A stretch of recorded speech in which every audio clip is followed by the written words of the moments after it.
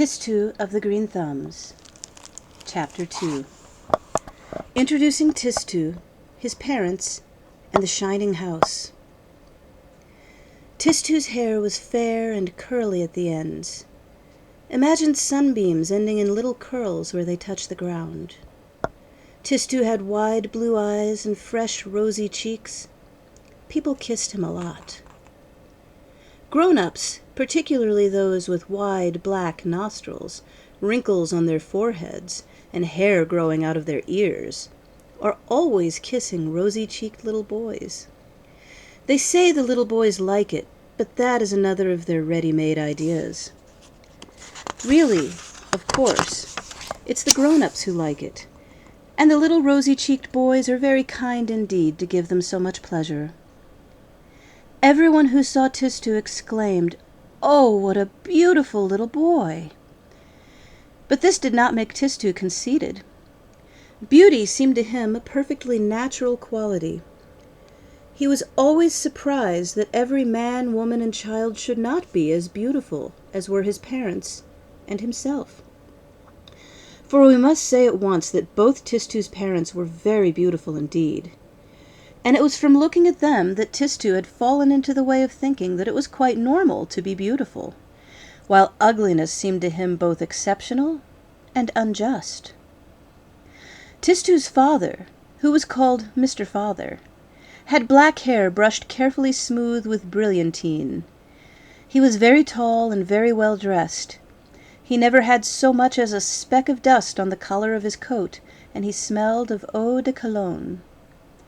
Mrs. Mother was slender and had fair hair. Her cheeks were as soft as rose petals, and when she came out of her room there was a scent of flowers all around her.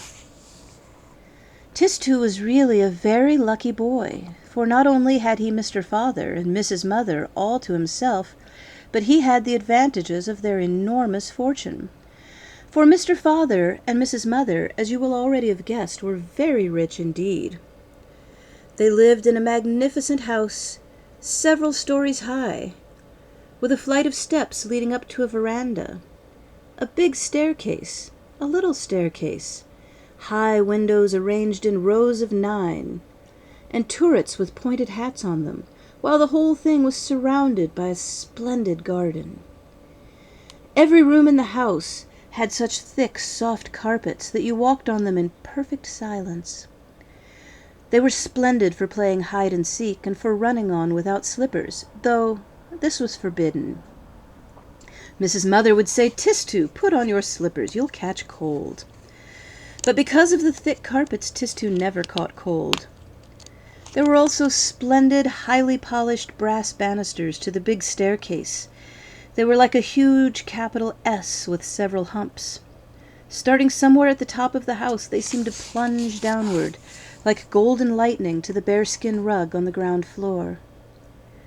Whenever he was alone, Tistou climbed onto the banisters and hurled himself giddily downward. The banisters were his private toboggan, his flying carpet, his magic railway, and every morning Carolus, the manservant, polished them frantically till they shone. For Mr. Father and Mrs. Mother liked everything to shine brightly, and everyone took a great deal of trouble to please them. The hairdresser, thanks to the brilliantine we have already mentioned, succeeded in making Mr. Father's hair look like a sort of helmet, which reflected the light at 8 different points, and everyone admired it very much. While Mr. Father's boots were so beautifully brushed and polished that when he walked they seemed positively to throw out sparks before him. Mrs. Mother's nails, which were polished every day, shone like little windows in the rising sun. Round Mrs. Mother's neck, at her ears, her wrists, and upon her fingers gleamed necklaces, earrings, bracelets, and rings made of precious stones. When she went out in the evening to a theater or a ball, all the stars of the night seemed dim beside her. Carolus, the manservant, used a special powder of his own invention to make the banisters into the masterpiece that they were. But he also used this special powder on the doorknobs, the silver candlesticks, the chandeliers, the salt cellars, the sugar bowls, and the buckles of belts. As for the 9 cars in the garage, one had really almost to put on dark glasses to look at them. When they all went out together and drove through the streets, people stopped on the sidewalks. It was as if the Hall of Mirrors had gone out for a walk. "It's like Versailles," said the more knowledgeable. The absent-minded took off their hats, thinking it was a funeral. Smart young women took advantage of the shiny paintwork to powder their noses. In the stables were 9 horses, each more beautiful than the other. On Sundays, when there were visitors, the 9 horses were brought out into the garden to decorate the landscape. The big black stood under the magnolia with his wife, beautiful mare. The pony, whose name was Gymnast, stood near the summer house. In front of the house on the green lawn, the 6 strawberry roans stood in line. They were thoroughbreds, bred by Mr. Father, who was proud of them. The stable boys, dressed in silks like jockeys, ran brush in hand from one horse to another, because the horses' coats had to shine too, particularly on Sundays. "My horses must shine like jewels," said Mr. Father to his stable boys.